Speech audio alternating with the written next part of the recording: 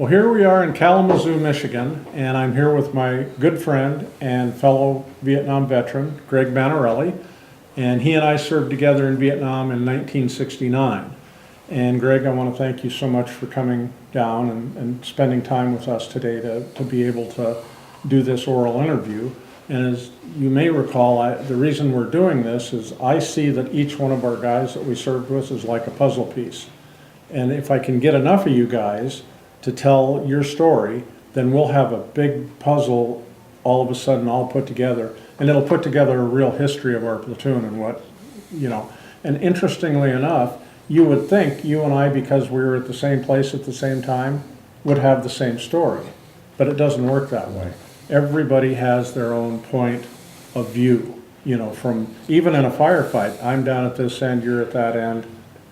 So every story, believe it or not, is interesting because it's not, none of them are the same. So I'm going to start out real easy. When were you born? June of '48. Okay. And where were you born? Detroit. Raised there? Yeah, more or less. Suburbs. Did you graduate from? Yeah, well, Lincoln Park High. Okay. And did you volunteer for the Army or did you get drafted? I had drafted. Okay.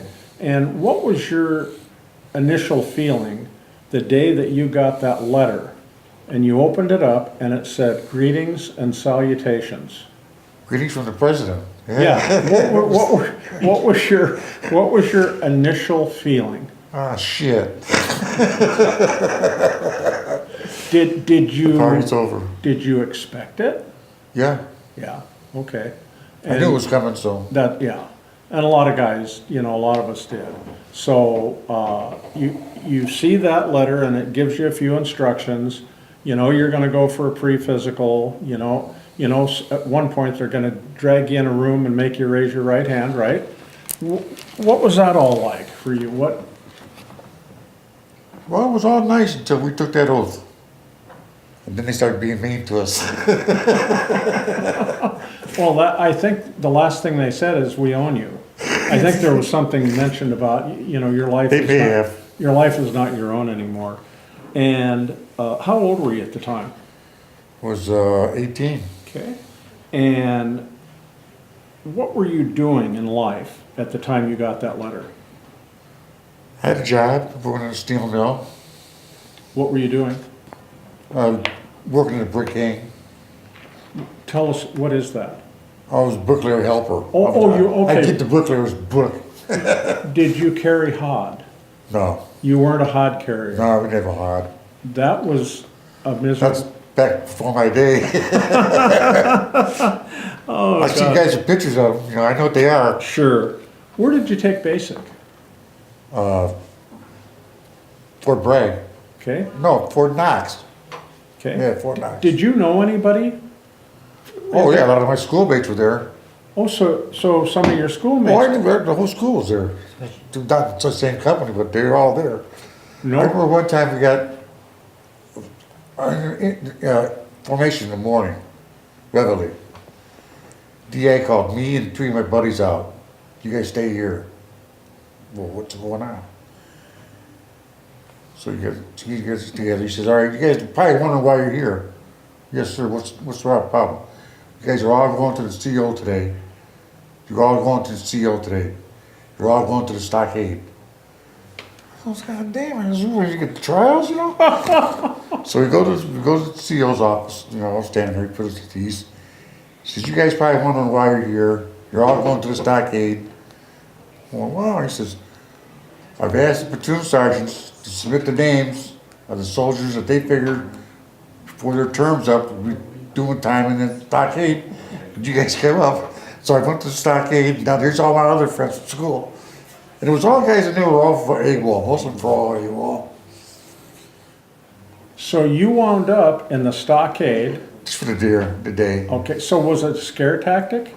Well, I was scary to us, but they thought that you should see what it's like. Yeah, that's what I mean. So they were trying to put pressure on you. Well, when the doors slammed shut, I mean, that was, oh, that sounds permanent, you know? What do you remember, what did they try to teach you in basic? To follow orders, I guess. Do what you're told.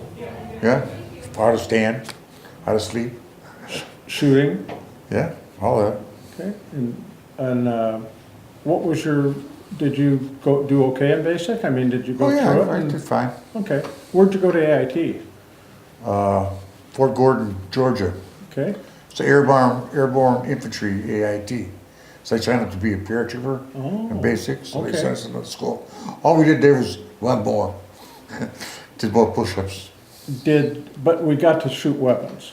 Oh, yeah, You did learn how to shoot every single weapon that we Yeah. had available to us. yeah.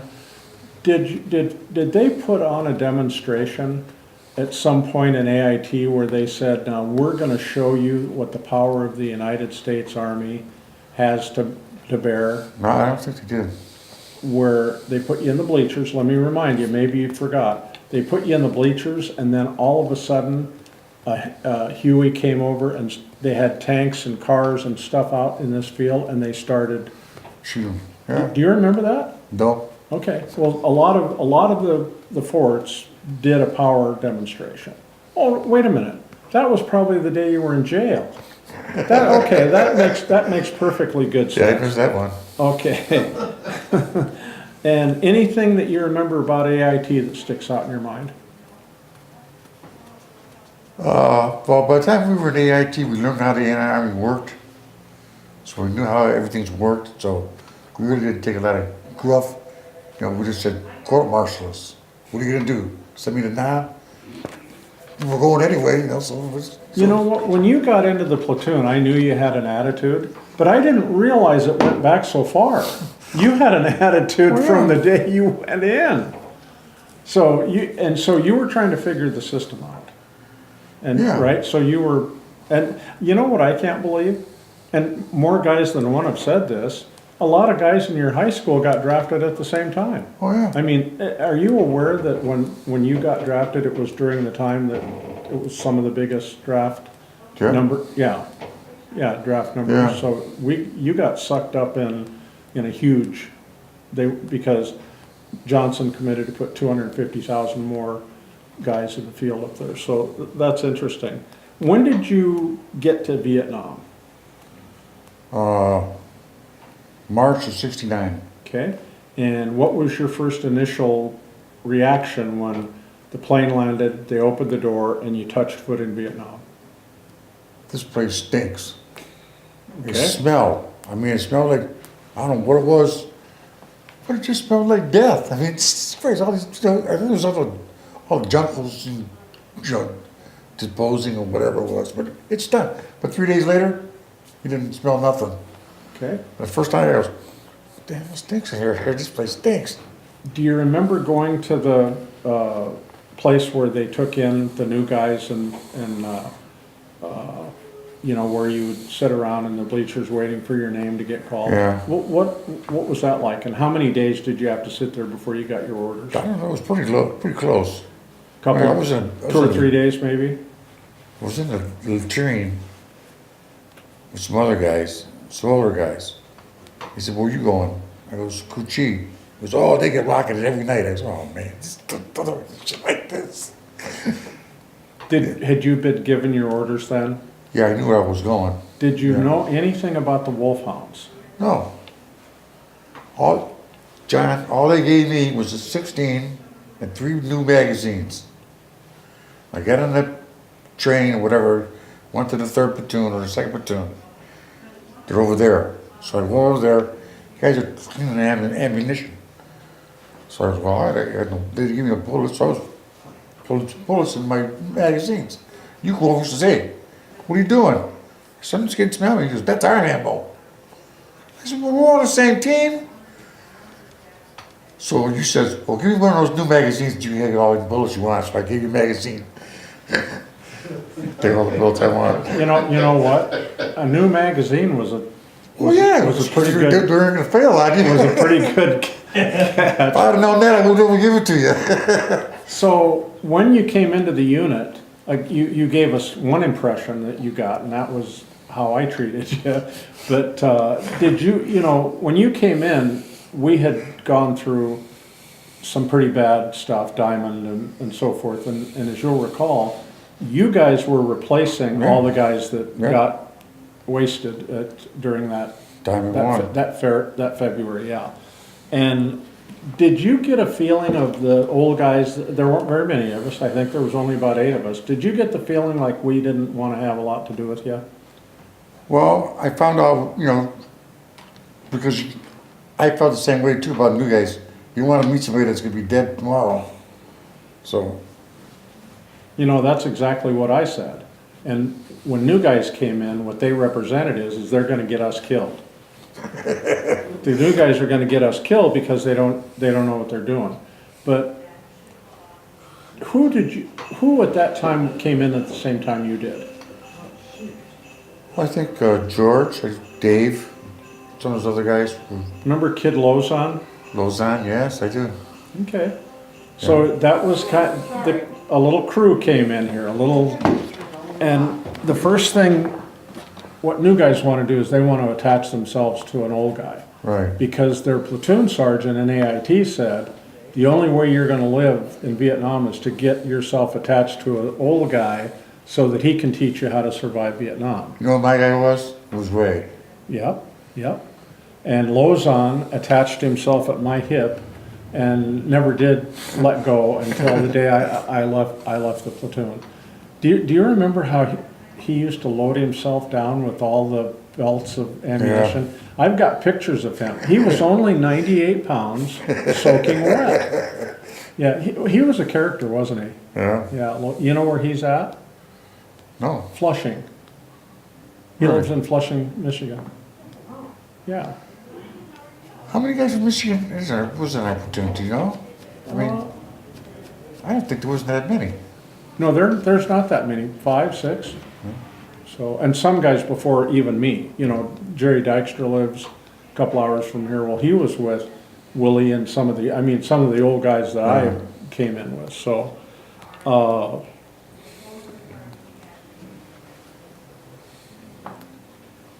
so your crew was Dunnick, Cush, you, Lozon. Trying to think, do you remember anybody else? Yeah, some Spanish guys. Garcia? Garcia, of course. Solano. Oh, yeah. Nobody ever found him, right? He's still has. I found out about him. I never found him because he was dead. Oh, really? I didn't tell you? No. So, is Solano? No, I'm thinking of Rudy. I'm sorry. Oh, okay. But Solano, there's something really weird going on because every time I think I had him, it was You thought he was in a witness protection? I did. No, I did. Yeah. Did you say witness protection? Witness protection. I did. No, that's exactly what old Sly Solano. Remember they called him Sly. And no, but Rudy Deanda was the one that I looked for, and I finally found Crabtree, and Crabtree was working at a VA in Sacramento. And first thing I said was, have you ever, because I knew Deanda went back there. He was from California. And I said, did you ever see or hear of Deanda? Oh, yeah. He says, well, you know, Deanda, when he came home, was a drug dealer. And I said, well, you know, that doesn't surprise me because you'll recall, Rudy used to buy all the marijuana, and then remember the cans that they'd go to the mess hall? And so, I can't remember what came in these cans, but it had a real nice screw-on lid. He'd fill those and press it down as hard as he could, and then send it home to his wife or girlfriend. I can't remember. And I asked him one day. I said, you know, what, you're going to get in trouble. What are you doing this for? And he looked at me and he says, hey, when I get out of Vietnam, I'm going to have something to do for a living. And I laughed. It turned out that that's exactly what he did. And you know what happened to guys that got involved with that, their health and alcohol and, you know, a lot of things. And he eventually passed away at an early age, unfortunately. And Crabtree knew about him because he'd come to the VA. So that's where Leroy knew about Deanda, and he knew when he died and all that kind of stuff. So yeah, that was too bad. I was hoping we'd get him. Yeah. You know. So, what job did we have you do when you first came in the platoon? I was just right from him.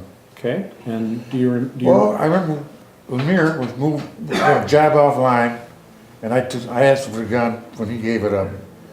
So I didn't want to walk point. I goes, "Give me the gun." Okay, they gave it to me. So you were, I know you were M60. Were you an M60 guy almost from the beginning? Yeah, after maybe a week, I closed 60. Okay, so that was it. Yeah, right away I got it 60. Okay. And who was your ammo bearer? Cush. George Cush. George. I know, I never knew his name was George, actually. The only thing I ever referred to him as was MF. Well, I went to see him after the war, and he goes, my daughters asked me about that AMF. I said, what'd you tell them? He goes, it stood for Magnificent Fellow. Yeah. And for those of you out there watching this video, you're probably asking yourself, well, why would Big John call George Cush MF? You want to tell him the story? Or he fell in a hole? Was it? That's the one. Well, we're on patrol, and it's always raining there. So, well, there's a hole there. George found it, but didn't tell anybody about it. And George come back, or John comes by, and he fell, boom! Jesus Christ! And I looked up at him. What's up, John? Do you remember what I said to him? Not really. You MFer. And that stuck. From that point on, in Vietnam, MF. That was that was the nickname. So I gave him his nickname under less than favorable circumstances. And the thing that he didn't tell you is it took those guys about 3 days to stop laughing. They thought that was the funniest thing they'd ever seen. Well, the first time I called him that, it was on an ambush. Raining. My 21st birthday. Not supposed to be on an ambush or raining. George was eating something. What are you eating, George? Cracker. Give me one. What'd you do with yours? So I ate it. He said, well, you should have saved some. This sounds just like Kush. This sounds just like Kush. That's what I called it. Oh, God, He said, you that's stole me funny. that cracker, you bastard. Do you remember the very first firefight you were involved with? Yeah. When was it? I wasn't there very long, but I was on guard. I remember we had 2 guys on guard at the time. We were in a bad area. Well, we were getting rocketed, but I didn't know we were being rocketed. I thought I was back in my home, 4th of July. I goes, this is the 4th of July. Then I realized what was happening. Wow, I gotta get me a pot on. If I get my pot on, I'll be fine. So I finally got the pot on. Then everybody's gone. Well, I gotta get in the bunker. So I moved to the bunker, try to get in. You guys are in there. You're all coming out, knocking me out of the way. I said, what, do they want me to come in?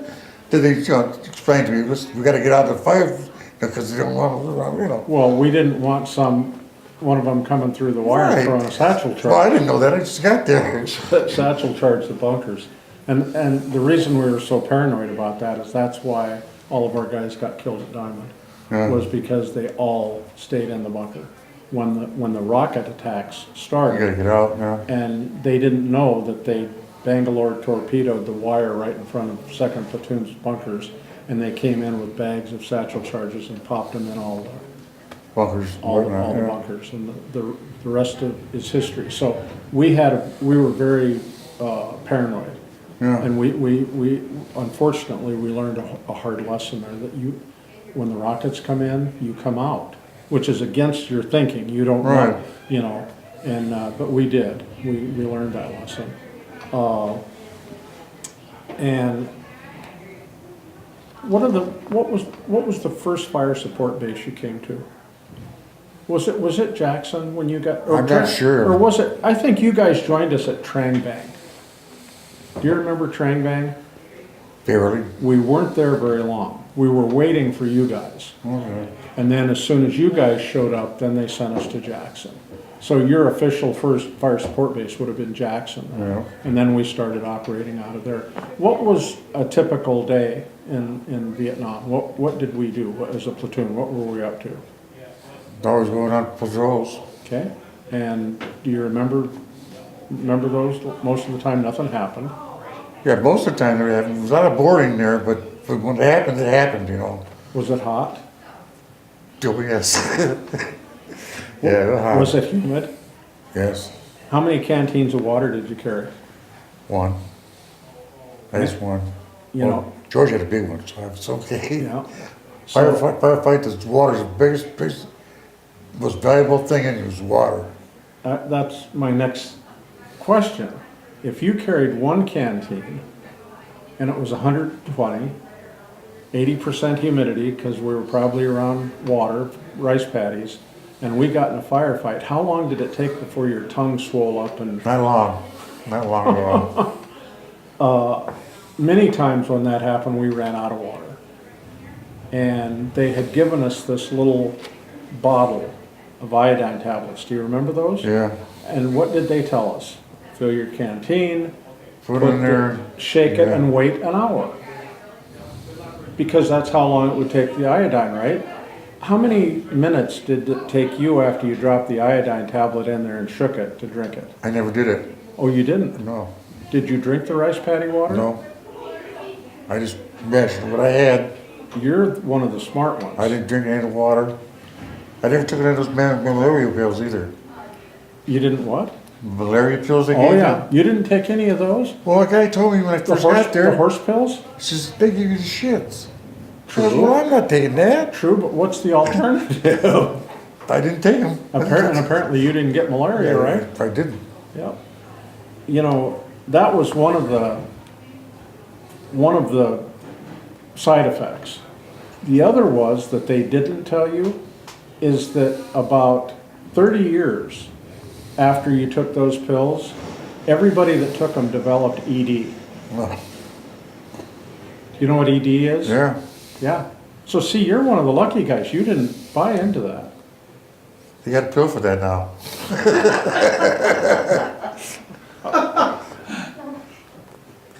When was the first time that you remember somebody getting hurt or killed in our unit? Oh, jeez. First guy? I can't remember the first guy. Do you remember what we were doing or where we were at or what? Obviously, it was probably was it a booby trap, the first guy that you saw get hurt? Probably. But we had a kid. We had a new kid, and he came to me, like, he always confided in me. He was scared to death that he was going to get stepped on a booby trap and get dead. Because you can't think like that, you know? You got to think positive stuff, just watch where the other guy walks. Well, he was walking flank one day, and he tripped back on the booby trap, lost a leg. So he just talked himself into it. That was bad karma. Yeah. Yeah, that's Well, he was bad. talking himself out. He goes, kid, you can't do this. Yeah, It's always going to be somebody else, not you. yeah. And how about the first one of us that actually got killed? Do you remember somebody getting killed? I remember the day that Tommy Clack got her dipping on booby traps. Yep. That was a We had 155 Two guys got round. dead in that one there, and Earl lost a leg. That was scary. That was a bad day. Clennon Yeah, went about 15 feet in the air and came back he looked like a rag doll. exactly looked like a rag doll. exactly like a rag doll. And of course, Lieutenant Ide, who wasn't even our platoon leader, came out for the day because his platoon was coming in there the next day. Yeah. And he just wanted to get the lay of the land. And then Tony Peroni. Tony was Ide's RTO. Yeah. And was standing right behind Ide, but facing in the opposite direction when that 105 went off. And the piece that went through Ide went right through him and right through Tony's radio and into his back. Do you remember that? Yeah. And so that was that was a very bad day, by the way. And so, remember Marquez said, don't anybody move. Dunnick was out on the flank, and I thought, what is he gonna do? I mean, what's he thinking? Yeah. Did he think we're getting mortared or whatever? And so then after the medevac came in and took all these guys off, Marquez said, okay, turn around and go exactly Where you came in, yeah. where you came in. And we did get out of there. And now the most ignorant thing I think the Army ever did, there was a lot of them, but they made us go out there the next day, but they sent us in on the opposite side of the village. And that's when Tommy Clack stepped on the buried 105 round. And there's a little backstory there. You know, Tommy was a forward observer, of course. Jimmy Langley was his RTO. And whoever in the, battalion maybe, for artillery, was so angry that, you know, that one of his guys got that in about 2 days, out of nowhere, he had that village shelled. Oh, that afternoon they shelled it. They shelled that thing, and that was not on the game plan. And so apparently, somebody got in trouble. You know, I mean, but they were so angry that that had happened. And by the way, we never did get in the village. I mean, we were supposed to go through. Remember, we were going to sweep the. Swept right in the end of it. Just We in the backyard. Boom. We never got in there. So, who were your closest buddies in Vietnam? Cush and Dave, Okay. probably two best closest. Pretty tight. Yeah. Okay. And Dunnick, of course, he was M79, and Cush was your ammo bearer. Didn't he carry the gun sometimes? No. You didn't switch off once in a while? Once in a while he carried a 990, took the 90 out a couple of times, but not a lot. Not very, I wouldn't think. George, you can still pick that 90 up and carry it. Yeah, that was a beast. Do you remember who the platoon leader was when you were there, when you got there? I remember we had one good one, and he got lost a foot over there. He stepped on a mine too. Same day that the other kid that stepped on a mine. You remember Joel Baker? Baker. He was the first one that was there when you got there. He was the National Guard lieutenant. Okay. So he would have been the first one that you were under. Who was the platoon sergeant? I think Marquez. Who gave him that nickname? You did that? How'd that come up? You know, Marquez and I had a love-hate relationship. And we did, you know, and I respected him, but I didn't. You'd have followed him to hell. But for some reason or other, I didn't like his approach on telling us what to do. Because he was a pro. Oh, yeah. I mean, he was strictly a professional soldier, and I respected him. I mean, I've often told people, if it wasn't for him, I probably wouldn't have made it through Vietnam. A lot of us wouldn't have He saved us so many times. But no, we had kind of a love-hate relationship, and when I got my sergeant stripes, when I got promoted to being a sergeant, he wouldn't give me my sergeant stripes. I got the orders, and he just decided. No. I was a sergeant officially, but he wasn't going to pin the stripes on. And so, remember Jim Brandow? Yeah. Remember he came in as an E5 shake and bake? So he immediately latched on to Ray and I. So we became his mentor. And after he'd been there for about a month, he said, hey, I was talking to Marquez, and he said that you got orders for sergeant, but you don't have your stripes. And I said, well, yeah, did he tell you why? And he goes, well, it seemed to me like there was a little issue or something between you and him.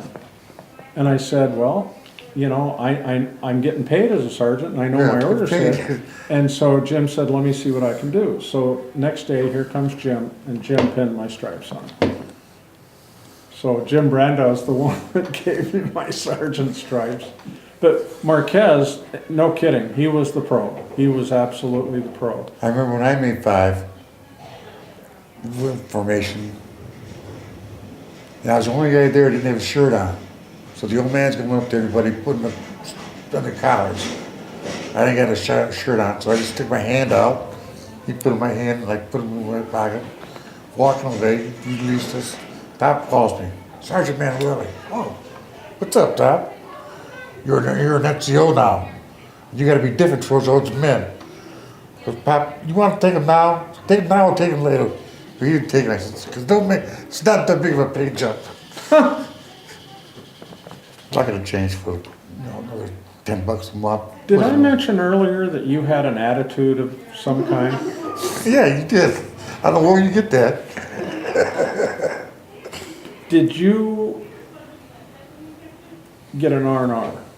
Yeah, Where did you go? Hong Kong. Okay, I got to leave too. Went to Hong Kong again. okay. What was your impression of Hong Kong? Loved the greatest place in the world. Well, they spoke English there. That's what I like. Did you stay at the Hotel Merlin? No, we stayed with the women. You just went right to their homes and just gave them your money? Well, I went and got a hotel room, but then after that, Well, that's what, the Merlin was the number one I know GI, which- that's where the GIs went. I remember I bought my sister a big China doll, and I left it there in the goddamn room. She never got it. But Oh, how did you wind up living with the women? they asked us. So they just asked you to come live with us? They had a refrigerator with beer and dice. Yeah, Did you have to pay them? not anything more. Not what? Nothing more than normal prices. Normal prices? It was $100 a day. Okay, that makes sense. Okay, so you were getting $100 worth of R&R Poor. every day. Okay, and how many months did you serve in Vietnam? Oh, 9, I think, maybe 9.5, something like that. I went over short.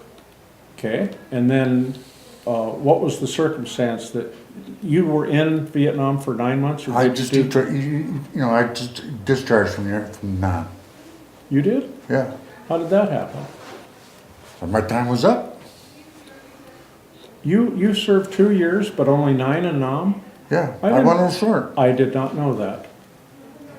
Yeah, I came out of basic, and I was airborne, right? Well, they sent the 3rd Brigade. See, I They didn't sent the know, 3rd Brigade to the Nam. I didn't know that. Well, the 82nd is a home guard, Yep, so they had to fill the void. So they took us a bunch of jump school guys who formed a new brigade in the 82nd. that's the first time I've ever heard that. And I didn't think we were going to go. But then one of my good friends got died over there, so I put a 1049 in to the Nam.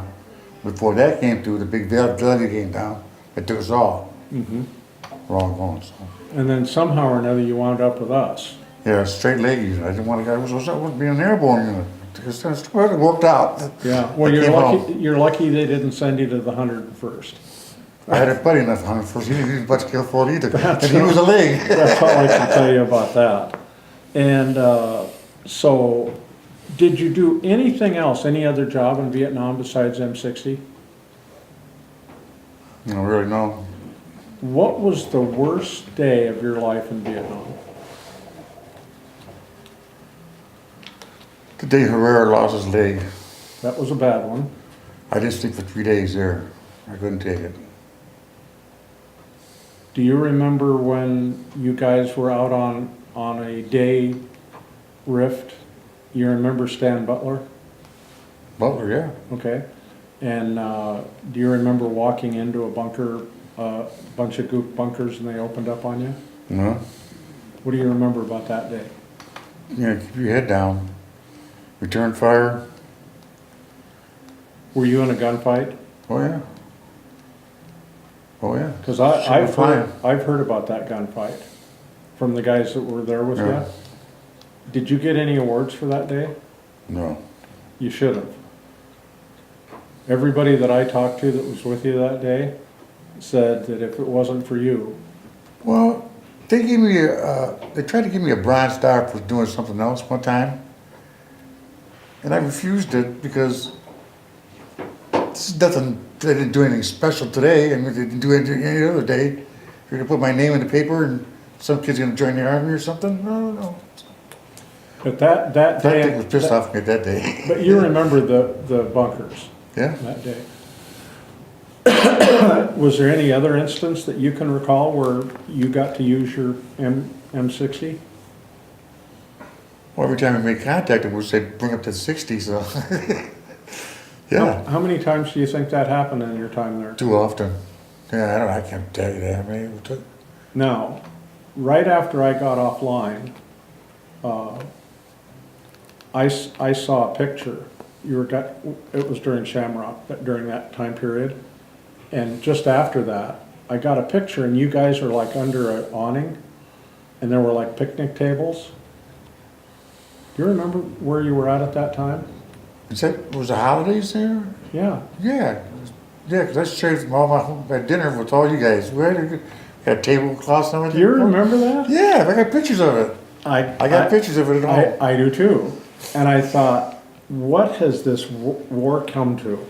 These guys have tablecloths. My mother sent me everything that my family had that day for Christmas. Oh, my She got all this, shipped it all over to me. And then when I saw the little Christmas tree on the table, I said, that's it. That's it. Christmas buddy. That is funny. Did you ever get wounded? No, Any little pieces of shrap or anything like that? No. Okay. And what awards did you accept? CIBs and that's it, I guess. Because I know that I know personally that you were put in for a Bronze Star. Yeah, that's when I refused. Okay. And I know for a fact that day. I probably should have taken it in, hindsight, but Yeah, it would have helped at the VA, but who was thinking of that? Do you yeah, remember how it was when we got home, what the VA, how that worked? VA. The VA, the Veterans Administration. Oh, I didn't even go to them. I never went Yeah, there. well, a lot of guys that did go, if they didn't lose their legs or arms or something, basically the VA said, get the hell out of here. Yeah, you're not You know, hurt. Exactly. And unfortunately, because of the mentality of veterans, you only tell them that once. Yeah, And when they leave, they don't come back and they don't ask again. And then until 30 years later, when some of these guys really needed help, and then the VA was different then though, so that was good. So what month did you leave Vietnam? January. Okay, right after the tablecloth Christmas tree dinner. 27th January, Okay. I left the country. And what do you remember about remember the ETS center? Where you went and checked out and then you got on the plane? Yeah. What do you remember about that?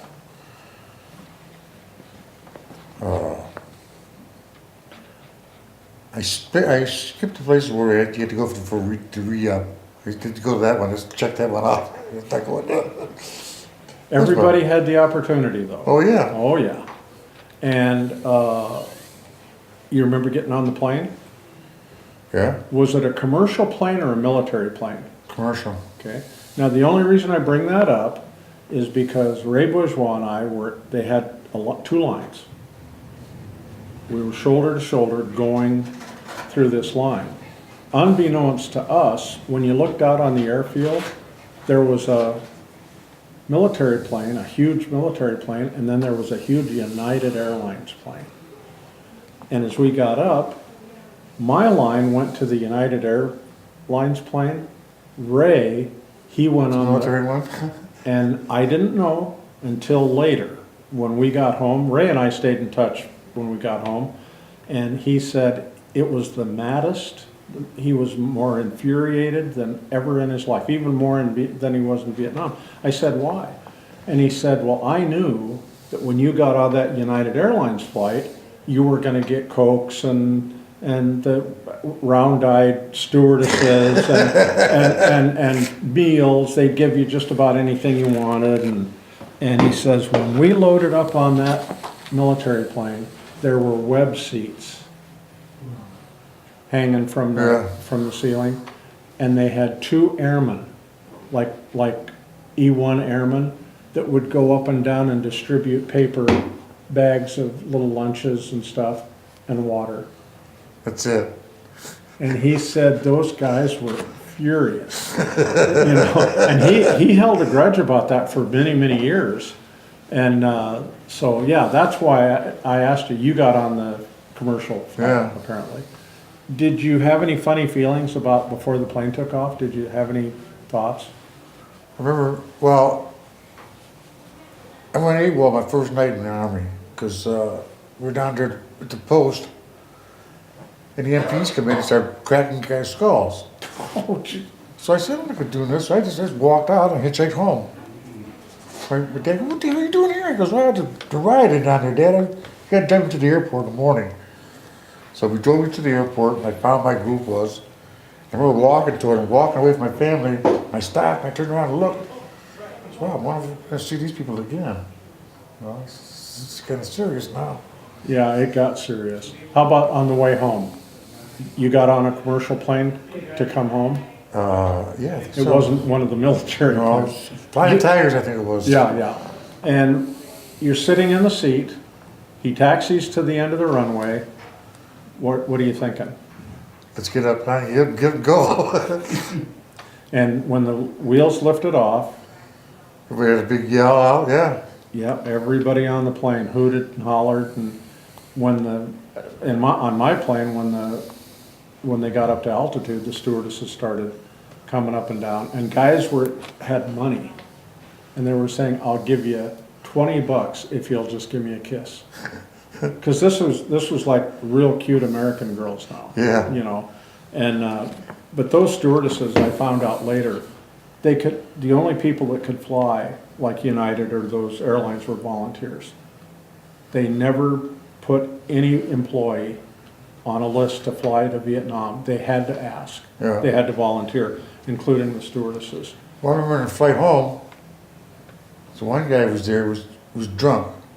So me and another guy helped him on the plane, get him on the plane, put him in his suit, buckled him up, went to our seats. So now we're flying around, those stewards coming around asking people if they want something to drink.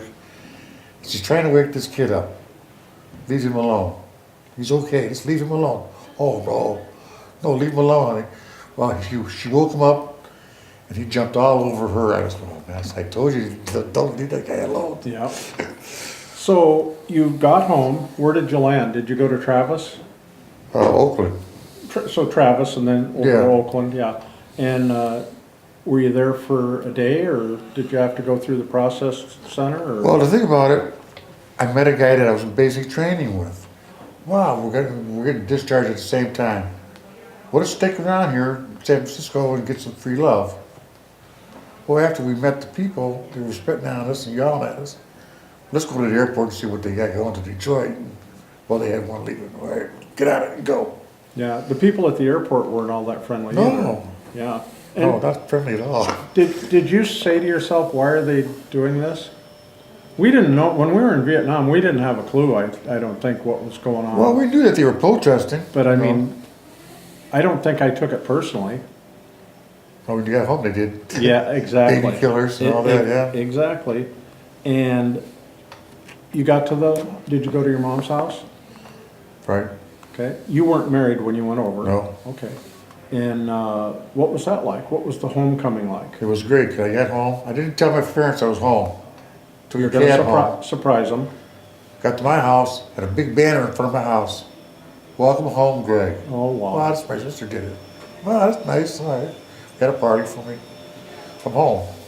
Neighbors, friends, relatives? Families, yeah. Okay. And so you're feeling pretty good. When did it come to you that you probably are going to have to get a job and you couldn't live at your folks' house forever? Well, it was about a year. I figured, well, I gotta get a job now. I got a job. What did you do? I worked in steel mills, mostly. And would that end up being your career? No, I wanted to get a trade, so I became a bricklayer. Okay. So I took that apprenticeship. And was that for Right. how many years did you do that? oh, 25, 30 years. Oh, so that was the big one, that was your main, Yeah, oh, yeah, and you retired as a Mason? right. Okay. Now, do you go to the Mason home? The old Mason's home once in a while? Our guy, we give money to him every week. Yeah, I do too. And we have one in We Helen. got one in Michigan too. Yeah, we have. Now, tell me the story about the Masonic home. It's the Masons, obviously, the bricklayers, that's an organization, right, of theirs, is that correct? Right. Okay, and so then originally, was it kind of like, we're gonna take care of our own type of thing? I think that's what it was. Yeah, I think so too. Yeah. So, We're gonna give this guy a place to live or whatever, yeah. yeah. And you didn't have any more time to serve when you got home, so you were out, and you became a bricklayer. When did you get married? What was it 74? No, 73. 73, got close. Yeah, 73. And how did you meet your lovely wife? Well, I was at my buddy's house and he wanted to go get some chicken. So we went to Kentucky Fried Chicken. She was working there, so I started talking to her, and then that's the first time I met her. Well, she knew me from high school, but I didn't know her. I knew the whole group of them from high school. They were pretty crazy. Yeah, she was afraid of all my friends. So when did you decide, well, hey, maybe I'll ask this girl out, or how did that all come about? Well, you know, I asked her out, and she accepted. I said, "Wow, that's cool." So, well, I'm out to Mom. I told her first time. I goes, "Listen, I'm not out here to be serious, or I'm just, about to have a good time. You want to come with me? Come on." Well, I took her home that night. And she went home. Her mother was waiting for her. She asked, "How's your date go?" Diane says, "Well, it's fine." She goes, "You know, Dad, Mom, I think I met the man I was going to marry." So, shit. First date. Yeah, first date. She goes, "I know that man I was going to marry." I said, "You had it all planned out at the time?" Did she tell you that? No. Oh, so, but the parents know. We sweat it out. Okay, so then apparently the first date went well enough, you asked her out again, Oh, yeah. and then how long did that, It was about a year and a half or something like that. Before we got married, yeah. and then you finally proposed? Yeah. Did She you said yes. propose or did she propose to you? No, I did. Okay. And did you do the traditional, I talked to her father, yeah. okay, yeah, because that happened in those days. Yeah, I don't have to be mad at me. And Take me fishing. when did you start having a family? Oh, about 3 or 4 years later. We didn't want to have kids right away because we've seen all our parents or our friends getting divorced with families. Oh, yes. Well, let's not even have family until we know if we're going to stay together. So when they said, "Let's just go," what is that? So how many kids did you have? 3. Their names? Greg, Michelle, and Stacy. How old? Oh, one's 40 something. 42, Greg. The other one's 40. The other one's 39. 38, 39. How old?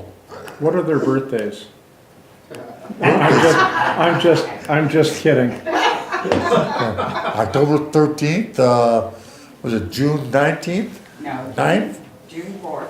June 4th. Yes, this is Michelle. Stacy's is March 19th. 19th. Okay. Now, you know why I asked you that question? No. Because I can't tell you accurately what my kids' birthdays are. Okay. And I just wanted to know if you were in the same boat Yeah. as I was. You didn't carry them. Tell us a little bit about your kids and what did they end up doing and what are they doing in life? Well, my son's a doctor now. And, proud as him. The other girl, she's married, got a child, and they're moving. They're moving someplace warm. And the other one's still with us. The youngest one. And how old is, She's what, 35? 30, yeah, gonna be 36. and what does she do? Works at the hospital. Oh, okay. Nursing or? No, Communications. She's a telecommunications. telecommunications. Well, She has a phone. I have good news for both of you. Your daughter is about to meet the man that she's gonna marry and spend the rest of her life in a very good relationship. You know how I know that? No. Because my third wife, Laura, was 35 years old, still living at home when I I was working for Allstate Insurance. She was in Seattle and I was in Great Falls, Montana. And she was my customer service rep that I called all the Oh, I time. didn't know that. Yeah, to get policies issued and so forth and so on. And so, good news, guys. She's ready, and it's going to happen pretty quick. We're hoping. And Laura was real shy, so that was her deal. She wanted to meet a guy, but she was always too shy, Yeah. reserved, and she would never ever have asked a guy. You know, that was just she was too shy for that. Yeah, right. But yeah, so there's hope. You guys are about to experience that. Did you stay in touch with any of your buddies after you got home from the war? Yeah, probably George and Done it? Donick, yeah. Like right off the bat? I mean, right off the bat? Yeah, when Dave came home, actually I hitchhiked from Detroit to Oh, yeah. Minnesota for him, see him. And what did you think of the first reunion that we put Oh, on? it was great. Yeah. Yeah, for me it was. Yeah. And I got a question here. What is your definition of a hero? Ooh. I don't know, somebody that does their job and doesn't complain about it. Did you know any heroes in Vietnam? Oh, yeah. You were a hero. Garcia was a hero. Flat Dick was a hero. Yeah, there was a fair few of them there. I never met Glover. Never met him. Except at a reunion. Yeah. And you found out in a He quick... was a hero too. You found out in a quick minute that he was our hero, right? And Yeah. what does the American flag mean to you? Yeah, something to respect and, you know, don't trample on it. Did you have any particular reaction when the NFL decided that they would take a knee and protest instead of standing for the national anthem? You know, I just looked at when we were doing it. You know, I said, well, let them do it. No, I didn't get up in arms about it, but I don't cheer them or anything like that. Yeah. Yeah, I know a lot of the guys that I've talked to said that was about the last time they watched NFL. Yeah. I mean, it affects everybody differently, but they Right. just decided, hey, I'm not buying that. Now, as we look into the camera, remember in the very beginning I said, not only your children, how many grandkids you got? 4. Your grandkids, their children, I've committed that we are going to have this website and this interview up for 100 years. This will be available for your family, generations to come. Are you familiar with Ancestry.com? Where people go online Yeah, and yeah. look for their ancestors and stuff? The best that they usually get is a copy of an old marriage certificate. Right? I mean, that's the records years Right. and years ago that they had. Wouldn't it be something if 50 years from now, when you and I aren't here anymore, somebody in the family, your name comes up, like so many times we talk about our grandparents and stuff. Wouldn't it be nice if one of them said, well, Grandpa's on a video, When he was in a war. Oh. and he talks about when he was in the war. What do you think their reaction would be when they actually got on the link and opened up and they see us, what we're doing today? What do you think they would think? It's hard to say what they would think. You'd probably be proud of you, I would think. I think. So I want you to look into the camera and I want you to give those kids or those people your best advice for them. What is your advice to those kids? Stay in school. Listen to your dad and mom. Keep your nose clean and don't screw up. I mean, that's it. Is there anything that we haven't talked about that you want on this record? Not really. Pardon me? No. Have we done a pretty good job of covering it? I think so. Okay. Well, I want to thank you from the Same here, buddy. bottom of my Same heart here. for coming down and spending the time, because it not only means a lot to me, but think of how many of the vets now are gonna actually get to see Yeah, the that's why we're interview. doing this, yeah. So, buddy, thank you. Okay, man.